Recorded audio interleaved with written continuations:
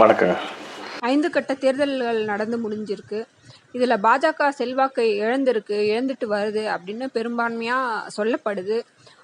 உங்களுடைய அப்சர்வேஷன் என்ன? அதாவது ராகுல் காந்தி சொன்னது போல ஒரு மேட்ச் ஃபிக்ஸிங் தேர்தல் தற்பொழுது சிறப்பாக நடைபெற்று கொண்டிருக்கிறது.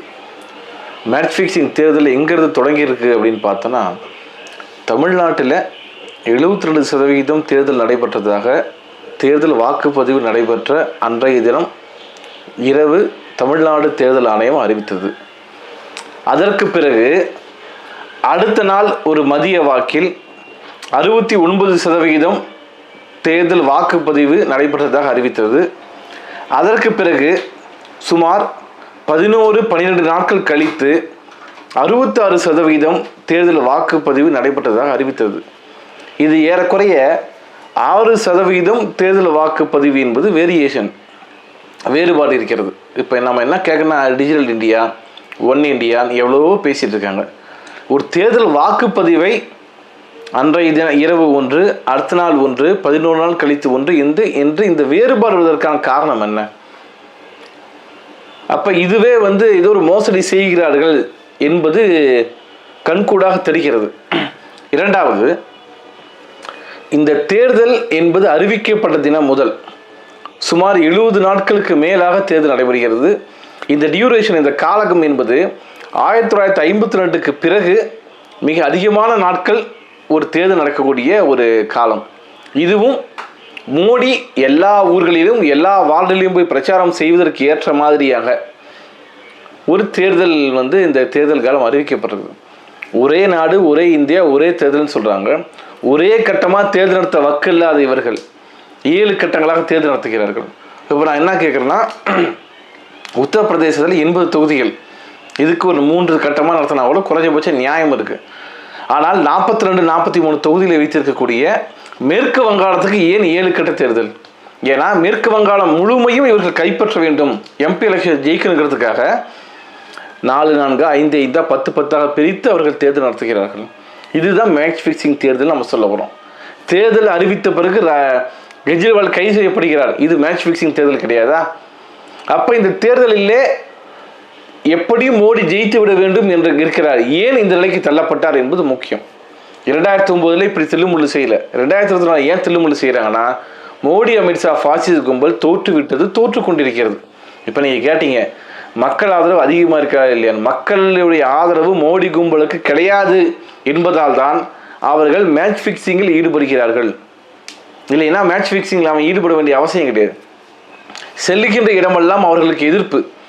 ஹரியானா, பஞ்சாப் இது போன்ற பகுதிகளில், மாநிலங்களில் பார்த்தோன்னா உள்ளே வராதிங்கன்னு சொல்கிறாங்க. குறிப்பாக ராஜபுத்திர சாதியை சேர்ந்தவர்கள் காலமாக பாஜகவுக்கு ஓட்டு போட்டவர்கள், நாங்கள் பாஜகவுக்கு ஓட்டு போட மாட்டோம் என்று குஜராத்தில் மட்டுமல்ல, குஜராத், உத்தரப்பிரதேசம், மத்திய பிரதேசம் என்று எல்லா இடங்களிலும் அவர்கள் சத்தியம் செஞ்சுட்டு இருக்காங்க, நாங்கள் ஓட்டு போட மாட்டோம். இது ஏதோ அந்த சாதியை சேர்ந்தவர்களை இந்த ரூபாலா என்பவர் அவமானப்படுத்தி பேசிவிட்டார் என்பது தொடர்பான பிரச்சனை அல்ல, பொருளாதாரம் தொடர்பான பிரச்சனை. ஏற்கனவே பொருளாதாரம் பாதிக்கப்பட்டிருக்கும் பொழுது இது போன்ற கருத்துக்கள் தங்கள் சாதியை அவமானப்படுத்தி பேசும் பொழுது ஒட்டுமொத்தமாக பாஜகவை புறக்கணிக்க வேண்டும் என்பது போன்ற மனநிலைக்கு மக்கள் வருகிறார்கள். ஆக இந்த நாட்டை கடந்த 10 ஆண்டுகளாக பேரழிவுக்கும் சீரழிவுக்கும் உள்ளாக்கிய மோடி அமித்ஷா பாசிச கும்பலுக்கு எதிராகத்தான் மக்கள் இருக்கிறார்கள்.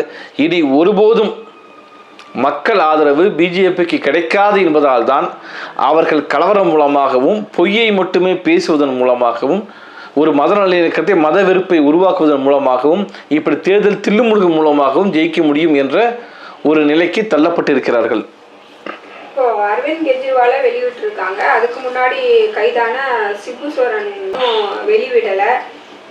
தொடர்ச்சியாக எதிர்கட்சிகளை முடக்கிற வேலைகள் அப்படின்றத செஞ்சுக்கிட்டே இருக்காங்க. ஒரு சிலருக்கு அதுலேயும் விதிவிலக்கு கிடைக்குது. இது எப்படி பார்க்குறீங்க? கெஜ்ரிவால் பொறுத்த வரைக்கும், கெஜ்ரிவால் கைது என்பது பிஜேபிக்கு ஒரு பேக் ஃபயராக மாறுகிறது, ஒரு எதிர்ப்பாக மாறுகிறது போது ஆளுவர்க்கும் அவரை விட வேண்டிய ஒரு அவசியம் ஏற்படுகிறது. ஒன்று. ரெண்டாவது, கெஜ்ரிவால் அவருக்கு 8 முறை சம்மன் கொடுத்தாங்க. சம்மனில் நீ அக்யூஸ்டுன்னு கொடுக்கல, நீ சாட்சி அப்படின்னு கொடுக்கல, எவிடன்ஸாக நீ எதுக்காக கூப்பிட்றான்னு சொல்லவே இல்லை. ஆரம்ப கட்டத்தில் அவர் பெயர் எங்கேயும் சேர்க்கப்படவில்லை, பிறகு சேர்த்தார்கள். அதற்கு பிறகு நடந்த விவாதங்கள் ரொம்ப ரொம்ப மிக முக்கியமானது. நீங்கள் போய் முதலமைச்சராக இருக்கக்கூடாது, முதலமைச்சராக கையெழுத்து போடக்கூடாது, பணியாற்றக்கூடாது என்றெல்லாம் நீதிபதிகள் குறிக்கிறார்கள். வெறும் தேர்தல் பிரச்சாரத்துக்கு கூட நீங்கள் வெளியே போயிட்டு வாங்கன்னு அவங்க சொல்கிறாங்க. ஏதோ விசாரணை நடந்து முடிந்து தண்டனை நிரூபிக்கப்பட்டது போன்ற ஒரு தோற்றத்தை உச்சநீதிமன்றமே ஏற்படுத்தியிருக்கிறது என்பது மிக கவலைக்குரிய விஷயம். இந்த சூழலில் தான் அவர் விடுதலை செய்யப்படுகிறார். இப்போ அடுத்ததாக சிபு சோரன் அவர் வழக்கு போட்டிருக்கிறார். வருகின்ற 17ஆம் தேதிக்குள், அதாவது மே 18க்கு பிறகு உச்சநீதிமன்றம் விடுமுறை காலம் என்பதால் மே 17க்குள் கருத்து தெரிவிங்கன்னு சொல்கிறாங்க. அவர் வெளியேறுவதற்கான வாய்ப்புகளும் இருக்கின்றது. ஆனால் இவர்கள் வெளியே வந்தாலும் வராவிட்டாலும் இந்த பிரச்சனையை உச்சநீதிமன்றம் அணுகியது என்பது இதுவரைக்கும் இந்திய வரலாற்றிலே இல்லாத அளவிலே அணுகியது. நீங்கள் எடுத்துக்கிட்டீங்கன்னா பொன்முடி வழக்கில் எப்படி அணுகுனாங்க? நாங்கள் நிறுத்தி வச்சிட்டோம், அதற்கு பிறகு அமைச்சர் பதவி நீங்கள் கொடுக்க முடியவில்லை என்றால் எங்களை அவமதிக்கிறீங்க என்று பேசிய நீதிமன்றம் இன்றைக்கு கெஜ்ரிவால் விஷயத்தில் நேற்றைய தினம் கூட ஒருத்தர் வழக்கு போட்டிருக்கிறார். கெஜ்ரிவால் பதவியிலிருந்து நீக்க வேண்டும் என்று வழக்கு போடுகிறார். அது தொடர்பாக பேசிய நீதிபதிகள் இது நேர்மையான வழக்கு, இது தொடர்பாக ஆளுநர் சக்சேனா முடிவெடுத்தால் நடவடிக்கை எடுத்தால் நாங்கள் தலையிட மாட்டோம் என்று சொல்கிறார்கள். இதெல்லாம் ஒரு பாசிச நடவடிக்கையை நான் சொல்ல வரேன். இன்னும் நீ நடவடிக்கவே முடியல. இத்தனைக்கும் தண்டனை விசாரணையில் இருக்கும்போது ஒரு நபர் நீக்கப்பட வேண்டும் என்று எவ்விதமான சட்டத்திட்டங்களும் கிடையாது. இந்த ஜெயலலிதாவை எடுத்துக்கோங்க, அந்த அம்மா மேலே வழக்கு நடந்துட்டு இருக்கும் பொழுது அவங்க சாகும் வரை அவங்க ஏவன் அக்யூஸ்டாக இருந்து தான் அவங்க இறந்தாங்க. அக்யூஸ்ட் இல்லை, கன்விக்டட் பர்சனாக இருந்து அவங்க இறந்து போனாங்க. அப்போ ஆளுக்கு ஒரு நிதி, சாதிக்கு ஒரு நிதி, வர்க்கத்துக்கு ஒரு நீதி என்பதை தாண்டி இன்றைக்கு RSS பாஜக பாசிஸ்டுகளுக்கு யார் ஆதரவாக இருக்கிறார்களோ அவர்களுக்கு ஒரு நீதி என்பதைத்தான் இன்னைக்கு காட்டுது.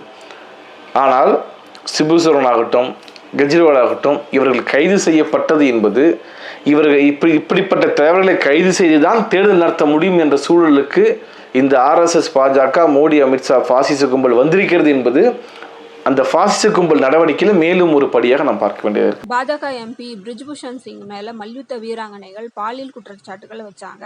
விமர்சனமானதுக்கு பிறகு அவருடைய பதவியிலிருந்து நீக்காத பாஜக அவருடைய மகனுக்கு இந்த முறை சீட் கொடுத்துருக்கு. அதே போல கர்நாடகத்துல ரேவண்ணா அப்படின்ற ஒரு சிட்டிங் எம்பிக்கு சீட் கொடுத்துருக்காங்க. இவர் மேல ஏகப்பட்ட பெண்கள் பாலியல் வன்கொடுமை முறைகேடு புகார்களை சொல்லியிருக்காங்க. அவரை பற்றின வீடியோஸும் நிறையா வெளியாகிருக்கு. அவர் இப்போ தப்பிச்சு ஓடிட்டாரு. இவருக்காக பிரதமர் மோடியே நேரடியாக பிரச்சாரம் பண்ணார். இதை பற்றி அமைச்சர் நிர்மலா சீதாராமன் அவர்கள்ட்ட கேட்கும்போது அவங்கெல்லாம் குற்றம் சாட்டப்பட்டவர்கள் தானே தவிர வெறும் குற்றம் நிரூபிக்கப்பட்டவர்கள் அல்ல அப்படின்ற மாதிரி ஒரு பதிலை சொல்லியிருக்காங்க. அதாவது இந்த பிரிஜ்பூஷன் அப்படிங்கிறவன் நாட்டின் மல்யுத்த வீராங்கனைகள், அவர்கள் இந்த நாட்டுக்காக பதக்கங்களை வாங்கி கொடுத்தவர்கள், இந்திய நாட்டின் மகள்கள் என்று இந்த மோடியால் பேசப்பட்டவர்கள். அவர்களை பாலியல் வன்கொடுமை, பாலியல் சீண்டல் செய்திருக்கிறார். அதற்கு எதிராக மிகப்பெரிய போராட்டங்களை 2 பேரா 3 பேரா 5 பேராங்கிறது பிரச்சனை உறுதியாக நின்றார்கள். அதற்கு மோடி அரசு பயந்தது. பிரிஜ்பால் பூஷன் நீக்க முடியாதுன்னு சொன்னாங்க. அவங்க ஆதரவாளர் ஜெயிச்சார், நீக்க முடியாதுன்னு சொன்னாங்க. மிகப்பெரிய போராட்டத்தின் காரணமாக உலக மல்யுத்த கழகம் இந்தியாவையே அந்த உறுப்பிலிருந்து நீக்கியது. வேறு வழியின்றி அவர்கள் பிரிஜ்பால் பூஷன் ஆகட்டும், பிரிஜ்பாலுடைய பூஷனுடைய ஆதரவாளர்லாம் நீக்கினாங்க. நீக்க வேண்டிய கட்டாயத்துக்கு தள்ளப்பட்டாங்க. அவருடைய மகனுக்கு இன்னைக்கு சீட் கொடுத்துக்கும் போது சாக்ஷி மாலிக் சொன்னது ரொம்ப ரொம்ப முக்கியமானது. இதற்கு மேலே நாங்கள் எங்கே போகிறது, இந்தியாவின் மகள்கள் தோற்று விட்டனர்னு சொல்கிறார்.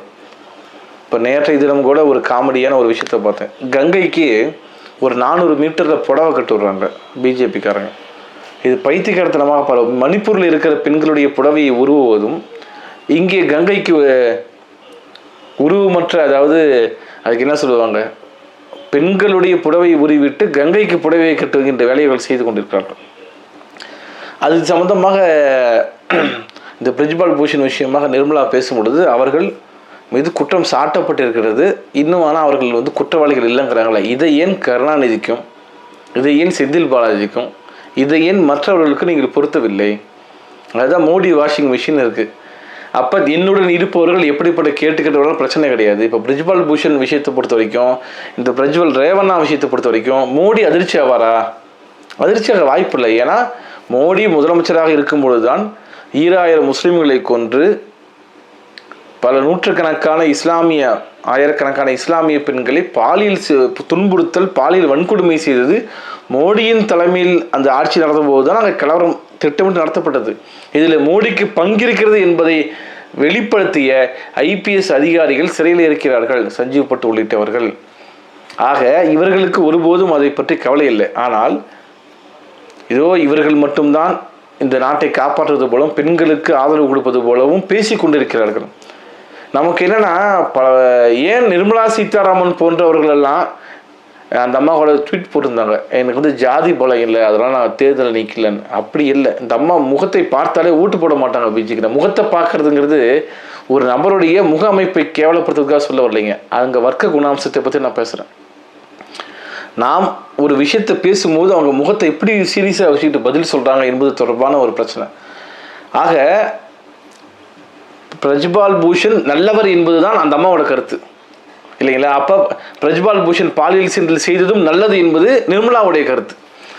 நான் என்ன கேட்குறேன்னா, இந்த பிரஜ்வல் ரேவண்ணா விஷயத்தில் மோடிக்கு தெரியாமல் இங்கிருந்து அவர் தப்பித்து போனாரா?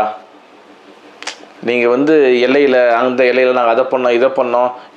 நேற்றைய தினம் கூட அவர் பேசியிருக்க மணிசங்கர் ஐயர் எப்போதோ பேசி ஒரு வீடியோவை எடுத்து போட்டு நீங்கள் பயந்து சாகறீங்க, போகிறீங்க வரீங்க. நாங்கள் உங்கள் கட்சியை சேர்ந்தவர் 2023ஆம் ஆண்டு இந்த பிரஜ்வல் ரேவண்ணா 100க்கும் மேற்பட்ட பெண்களோடு பெண்களை பாலியல் ரீதியாக வன்முறை செய்து வன்கொடுமை செய்திருக்கிறார். இது தொடர்பான வீடியோக்கள் இருக்குன்னு அமித்ஷாவுக்கு கடிதம் எழுதி 1 வருஷம் ஆச்சு. அதற்கு பிறகு பிஜேபியும் இந்த மதசார்பற்ற ஜனதாதளமும் கூட்டு சேர்ந்து தேர்தலை சந்திக்கிறார்கள். அது மட்டும் பிரஜ்வல் ரேவண்ணாவுக்கு ஆதரவாக அங்கே போய் பிரச்சாரம் செய்தவர் மோடி. அப்போ இதில் குற்றவாளி A1 யார், A2 யார், A3 யார்? அப்போ இப்படிப்பட்ட சூழலில் பிரஜ்வால் ரேவண்ணாவை இங்கிருந்து தப்ப வைத்தது யார்? அதில் மோடிக்கு என்ன பங்கு என்பதை பற்றி நம்ம பேசணும். இதெல்லாம் நம்ம பேசும்பொழுது மிக திமிர்த்தனமாக அவர்கள் மேல் குற்றச்சாட்டு தான் சொல்லியிருக்காங்க, பெண்ண என்று பேசுகிறார்கள். ஆக இதெல்லாம் ஒரு பார்ப்பனர்கள் அவர்களுடைய இலக்கியங்கள் என்ன சொல்லப்பட்டிருக்கிறது? ஆமாம், சமூகன் தலையை வெட்டுவதும் சரி, சூர்பனகையின் மார்பை ஏற்பதும் சரி என்று சொல்லக்கூடியவர்கள், மணிப்பூரில் நடந்த கலவரத்தை நடத்தியதும் சரி என்று சொல்லக்கூடியவர்கள், இங்கே சாக்ஷி மாலிக் உள்ளிட்ட இந்த பெண் வீராங்கனைகள், மல்யுத்த வீராங்கனைகள் மீது நடத்தப்பட்ட பாலியல் தாக்குதலையும் சரி என்று அவர்கள் சொல்கிறார்கள். இப்படிப்பட்டவர்கள் தான் நம்மிடம் வந்து இந்த நாட்டை காப்பாற்ற போகிறோம், மாட்டை காப்பாற்ற போகிறோம் நிற்கிறார்கள். இவர்கள் எல்லாம் ஒருபோதும் ஏற்கக்கூடாது என்பதுதான் உண்மை. பிரதமர் மோடி வந்து நிறைய பிரச்சாரங்கள்ல போகும்போது ஒவ்வொரு இடத்துலையும் ஒவ்வொரு கட்ட பிரச்சாரம் முடியும் போது சிறுபான்மையினர் மீதான வெறுப்பு அதை வந்து உண்டு அதன் மூலமாக லாபம் ஈட்ட முடியுமா அப்படிங்கிற ஒரு நிலைக்கு போயிருக்கிறத பார்க்க முடியுது. நிறைய சர்ச்சைக்குரிய கருத்துக்கள் சொன்ன அப்புறம் தேர்தல் ஆணையம் எந்தவித நடவடிக்கையும் எடுக்கல. இதை நீங்க எப்படி பாக்குறீங்க? இந்திரா காந்தி தன்னுடைய தேர்தல் பிரச்சாரத்துக்கு இராணுவ ஹெலிகாப்டரை பயன்படுத்தினார் என்பது மிக முக்கியமான ஒரு வழக்கு. அவர் பதவியிலிருந்து நீக்கப்படுவதற்கு அந்த வழக்கு மிக முக்கியமான ஒரு. அதுபோல் இந்த நரேந்திர மோடியும் தன்னுடைய பிரச்சாரத்துக்கு இராணுவ ஹெலிகாப்டரை பயன்படுத்தியிருக்கிறார்.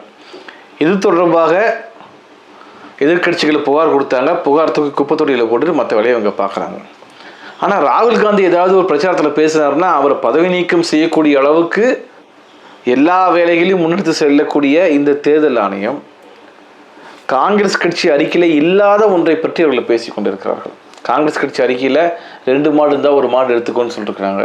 உங்கள் சொத்துக்களை பிடுங்கி முஸ்லீம்களுக்கு கொடுத்துருவோன்னு சொல்கிறாங்க. ஓட்டு ஜிஹாத்து. இப்போ அடுத்து என்ன சொல்லியிருக்காருன்னா, அண்மையில் இதுவரைக்கும் இந்த காங்கிரஸ் கட்சி இந்தியாவுடைய கிரிக்கெட் டீமில் முஸ்லீம்களாக பார்த்து சேர்த்துறாங்க, நாங்களாம் அப்படி இல்லை, திறமையானவர்களை பார்த்து சேர்த்துறோம்.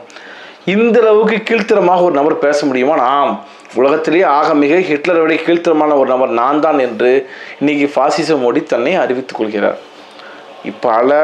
பல பேர் இது தொடர்பான புகார்கள் அனுப்பிய பிறகும் கூட மோடியின் மீது இந்த தேர்தல் ஆணையம் எந்த நடவடிக்கையும் எடுக்கவில்லை.